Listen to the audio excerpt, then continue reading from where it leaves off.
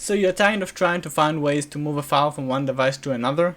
Let's see how you can create a local server on your network that you can access with any device. This literally changed my life. Go to the project Git page, linked below. Here you can see an example of how the project will look like, some commands, and a link to download. Choose what file is fit for you. For me it's the .exe file. Just click on the file and download it. Now go to your desktop or any other place you want and create a new folder that will act as your server base. To make it easier to find later, you can go to the properties and customize it with a different icon. Just copy the exe file to the empty folder and run it, and here you got your first server. On Windows Protect you need to click More Info and then Run Anyway to run it. The alerts you're getting, it's because you're opening it to every other computer on the network and it's quite dangerous, so don't forget to close it later. Now in the command prompt you have the address. You can go to the localhost address with the port 8000 like it said to me, and then you can see your server. That's quite cool, but then the server is open just for your PC. We can see that if we add a text document to the file, we can refresh this page and see the text document on the page. To run the program with more abilities and function, first we're gonna change its name to something easier.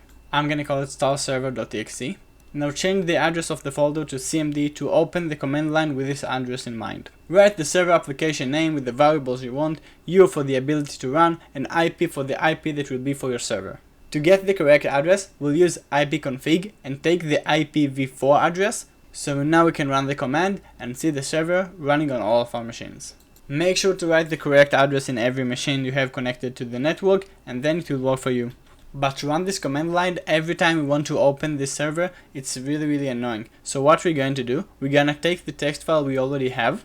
Inside we're gonna write the command we just wrote and then we're gonna save it a .bat file. If you don't know how to make this a bat file, go to View and enable Filename extensions, then you can change the .txt to .bat. .bat file is a file we can run now to open the server.